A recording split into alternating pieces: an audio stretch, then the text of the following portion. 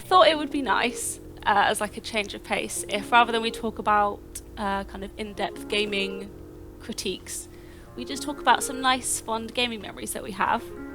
So obviously I asked you guys to come up with a couple, and I thought we could just have a nice chat about them, if that's okay with both of you. Absolutely. I'm looking forward to it.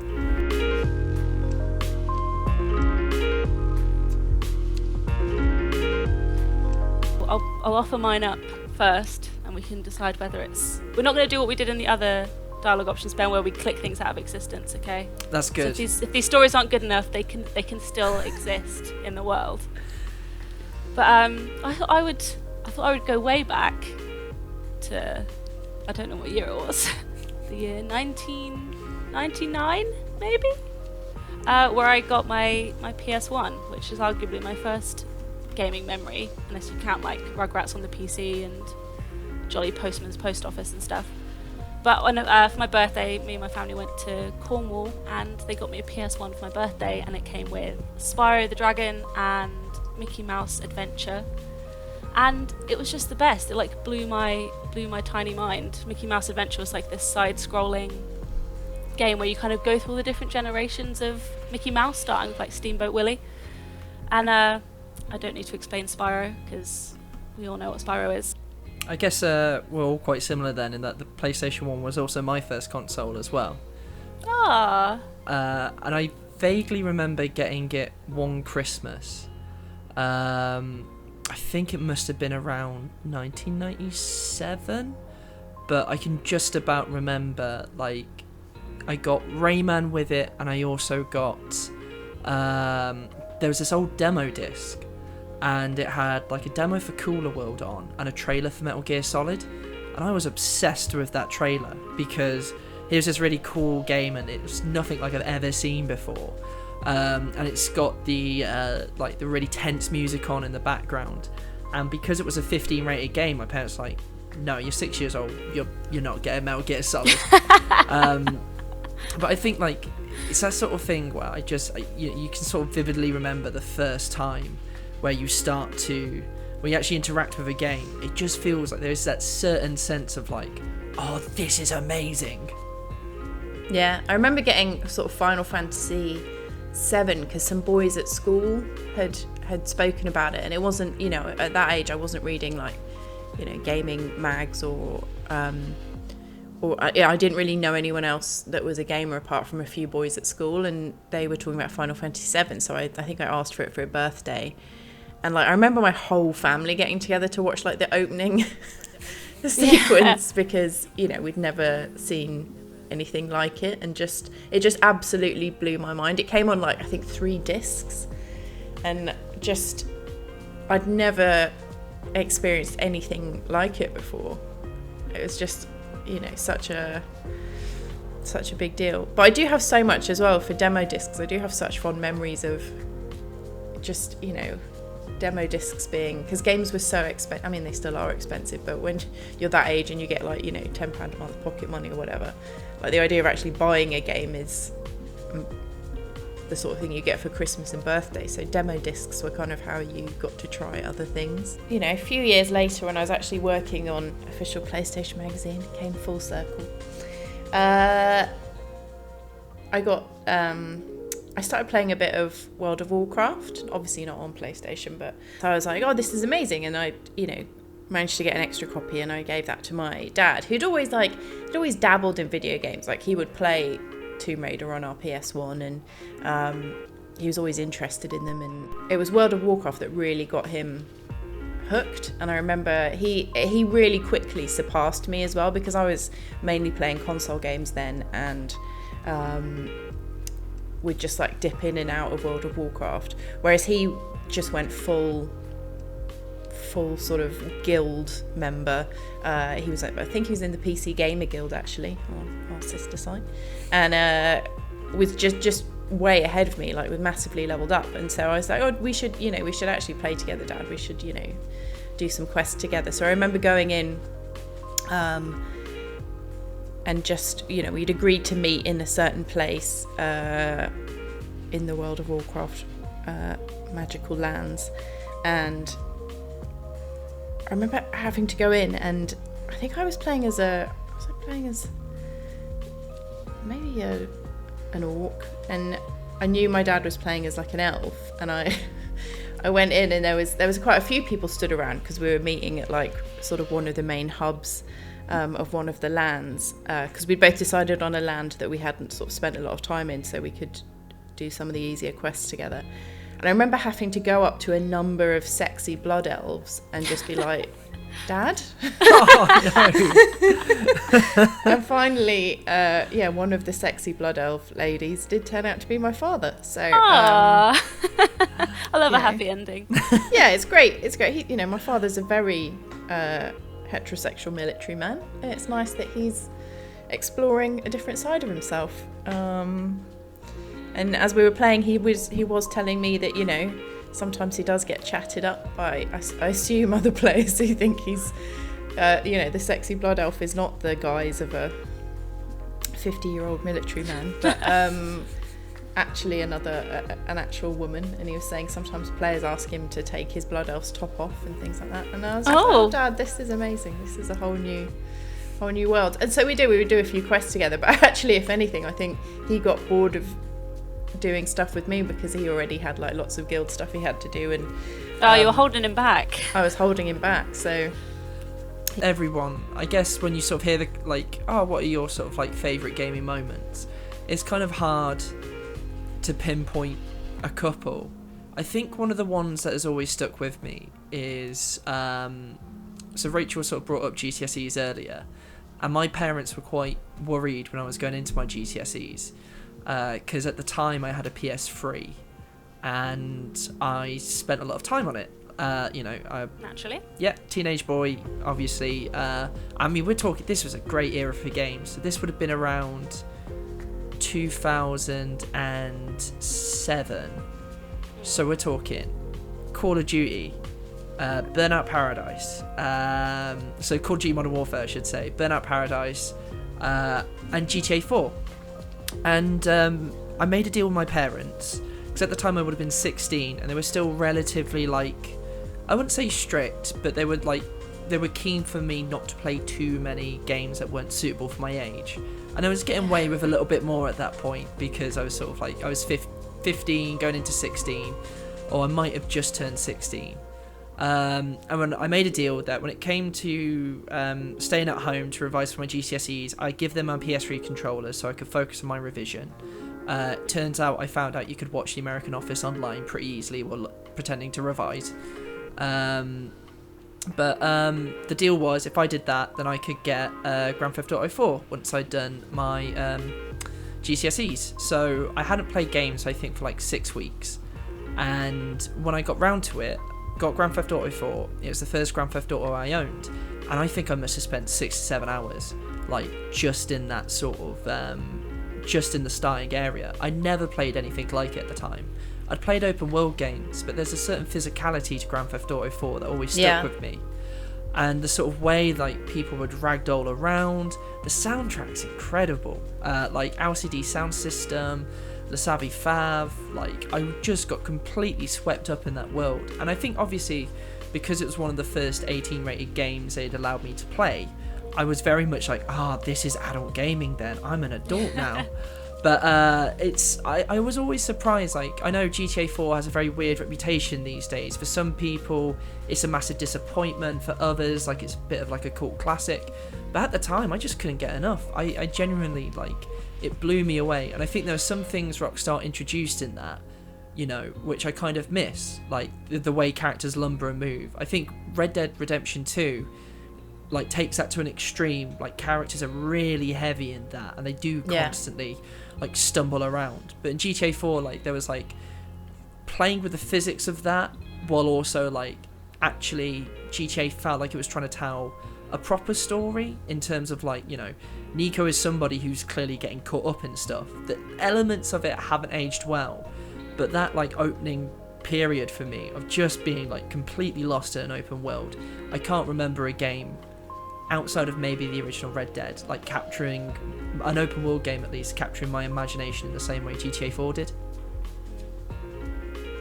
There's something about that feeling as well of that it's really hard to capture as an adult. But you know, when you were on school holidays, or you had like finished exams or whatever, and you just had like a new game to play and like nothing to do all day except play games, and you know, it being like sunny outside but you didn't care, you were inside, you know, you knew your mum was going to bring you like a sandwich at lunchtime and dinner would be put on the table, and all you had to do was kind of sit and play.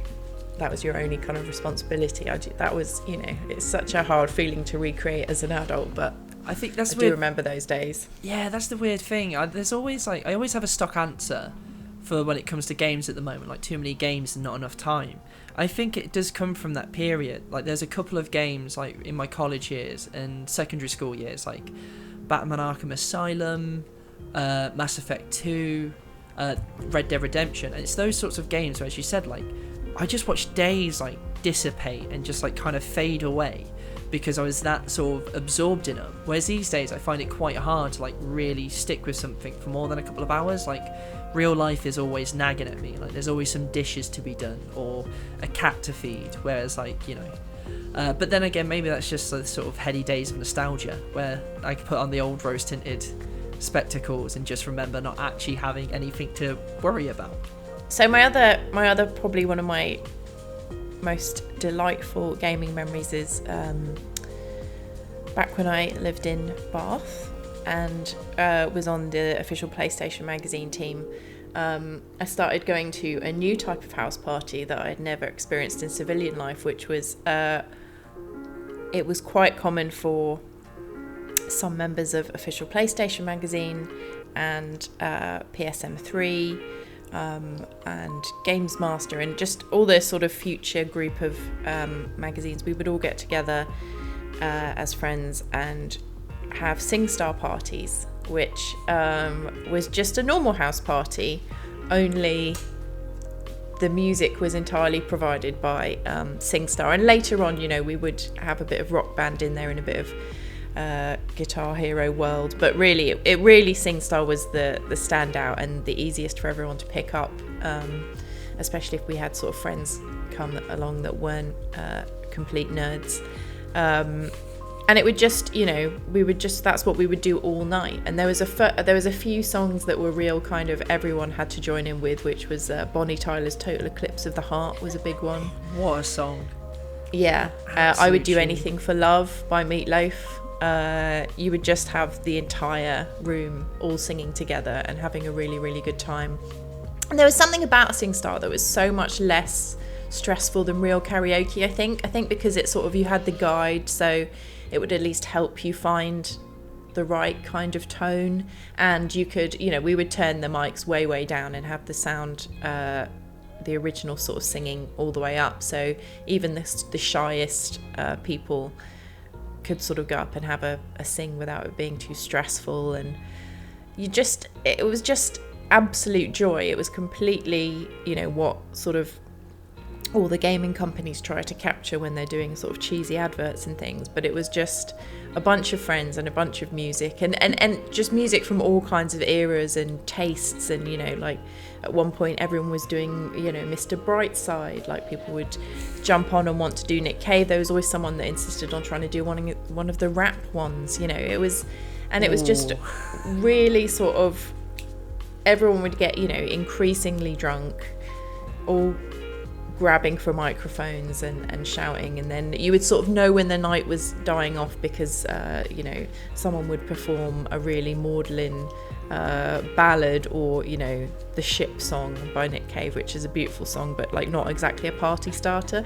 So you would sort of get the sense of when the party was coming to an end. And it was just, you know, and it was before there was a lot of there wasn't really the kind of sharing tools that there are now built into games, so you didn't have to worry about like weird footage of it turning up anywhere, or, you know, there was no kind of component like that. So it was just like a really pure and innocent time. So I remember being like quite sad. We did a story not long ago where finally in some dark corner, like the Singstar servers had finally been sort of shut down, and it just felt a bit, you know, it was such a special time for us. Yeah.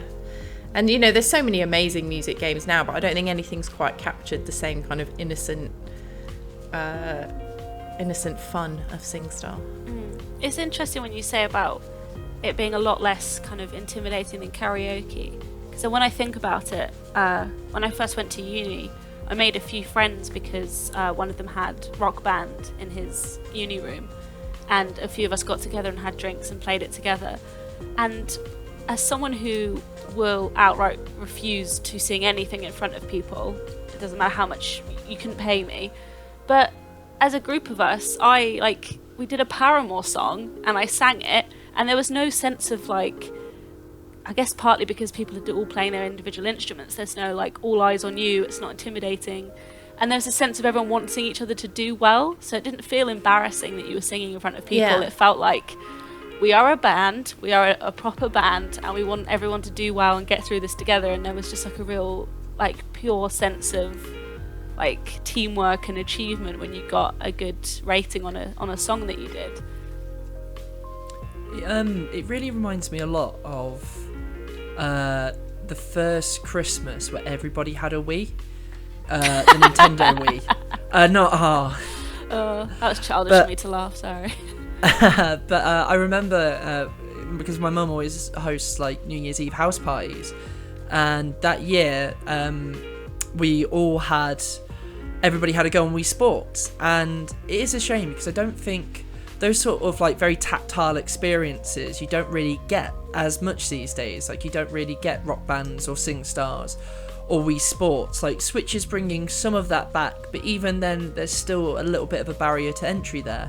I just remember how like after that house party, every single person in our extended family went away and bought a Wii because they loved it. They couldn't get enough of Wii Bowling or Wii Baseball, and was there ever a machine that benefited so much from kind of, you know, Christmas house parties? And I remember it was the same. My parents played our Wii, and we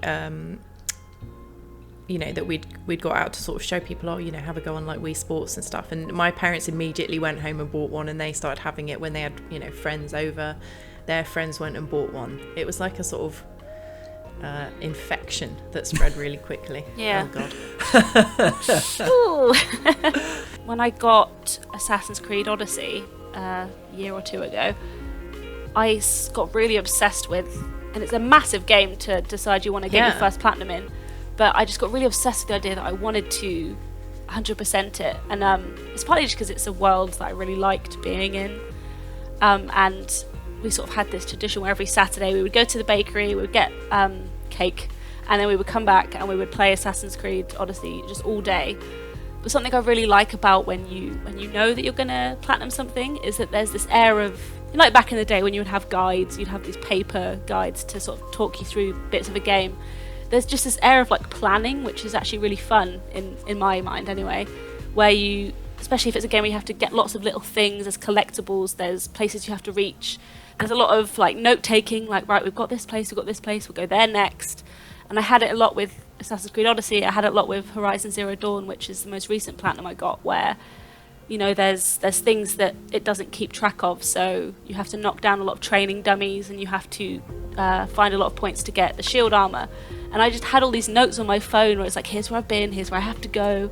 And there's just something really nice and kind of nostalgic about that kind of planning aspect of games that doesn't happen that often unless you really want to sort of 100% something. I always feel weirdly excited when I'm playing, you know, a adventure game or something, and I have to dig out a pen and pencil. Pen and pencil, that's no good. Pen and pad to, like, you know, scribble down a code or something. It feels so, it feels really going back to the old days. Yeah. I love that what you essentially like about platinuming is the admin. Yeah, it's also nice if there's more than one of you and you can kind of take on roles. Like, so, I mean, sometimes it doesn't. Like, I platinumed Days Gone, and it became a real slog at the end, where there was a couple of trophies that were just weirdly hard to get. You had to do like a donut for 30 seconds. But for some reason it didn't always register that you'd done the donut on your bike, so I was just on all these different forums like, who's done the donut, how do you do the donut? But there's other times where it's just this nice, like, right, today we're going to do these 3 trophies, we're going to knock those out. And I know it kind of almost feels like counterintuitive to gaming, but it's like a different aspect that I really enjoy. But it basically is admin. I like the paperwork and the planning of games. There's also like a real sort of sense of accomplishment at the end of it, like because you've gone through that process, whether it is like jotting stuff down or actually taking the time out to think like, okay, right, here's this trophy I've got to get, or here's this achievement I've got to get. How am I going to do it? Do I know what I'm doing? Sometimes I give an old cheeky look at a guide.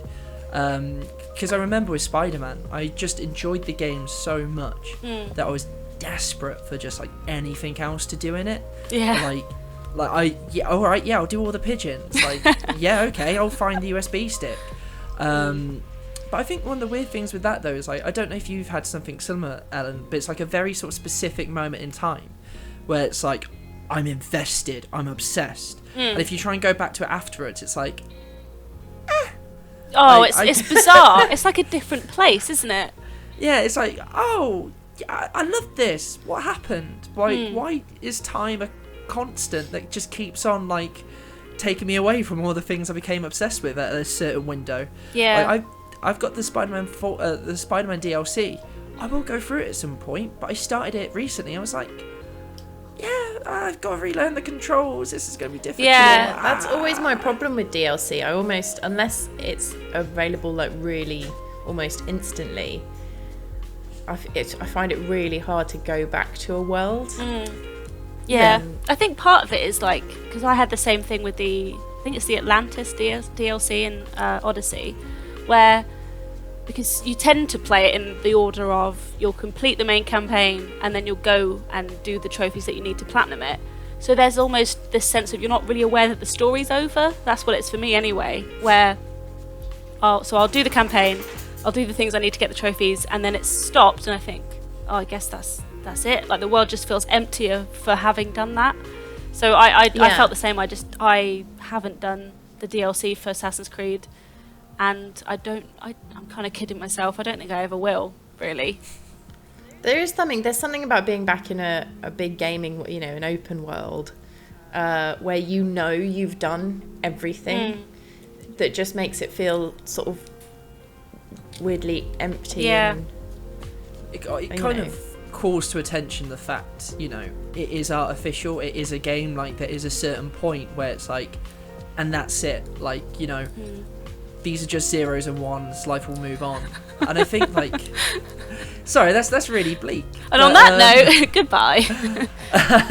But yeah, it's open world games that I think, because all of a sudden, like everything is called to attention around the fact like, this isn't actually a world. This is something that's been built from the ground up. Whereas in some ways, like a story, or like a more linear narrative, sometimes it kind of like is easier to return to because the plot beats, but it still hints at what could be just outside of what you can see or where you can go. Whereas in an open world game that kind of doesn't exist, you can see everything, you can go everywhere, and once you've done that, then it's like, oh, okay, then this is that adventure ticked off. Yeah, I also definitely agree that when you go back to a game like that and you don't feel as like fluent in the controls, Assassin's Creed also made me feel really good when I sort of put a lot of time into, because you can allot different special moves into your different button prompts, and so when I really became quite kind of fluent in triangles, the kick, and like square as rush, going back into that, I just felt really like incompetent because nothing came naturally to me anymore. I went back in recently just to get capture because it was relevant to trending topic, and I was just crap, and it felt really bad not being good at it anymore. That wasn't my chair again. Honestly, as well, I'm really enjoying, I know Animal Crossing is an obvious one, but there's something so nice about the fact when we're all so separated, that, so much of the team is, and I know, Ben, this is going to annoy you, but just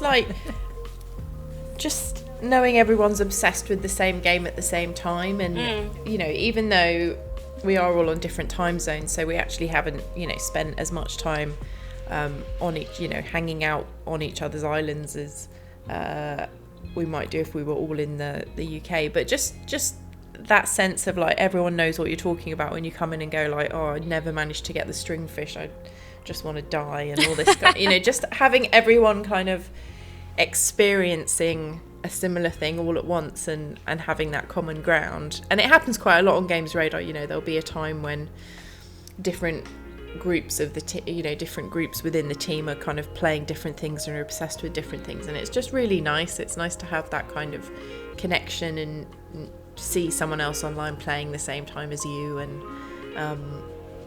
it's just, you know, I think now more than ever that feels like quite special at the moment. I've got a renewed sense of like maybe digging out some old games later, maybe despite what we talked about, maybe trying to recapture that buzz from years ago. Speaking of, I've got Modern Warfare 2 remastered. And that is another college game which I spent a lot of time playing, so I'll let you know later on. We can do a follow-up. More fond memories. And the It was occasional great. embarrassing one. Yeah, it was great. I'm getting older by the day. Oh, God, Ben! Oh, we're trying to end it on a high. We're all getting old. We're just numbers. Games are nothing but a figment of our imagination. Hopefully people can let us know in the comments what their fond gaming memories are, and then we can go and read them, and it can give us a renewed sense of positivity, because we have failed to end this on a good note. Yes, please send us some happy stories. Yeah. Yeah, let us know what games you love. Yes, please do. And we'll see you next time. Thanks for doing this, guys. My pleasure. Take care. Thank you for having us. Bye. Bye. Bye.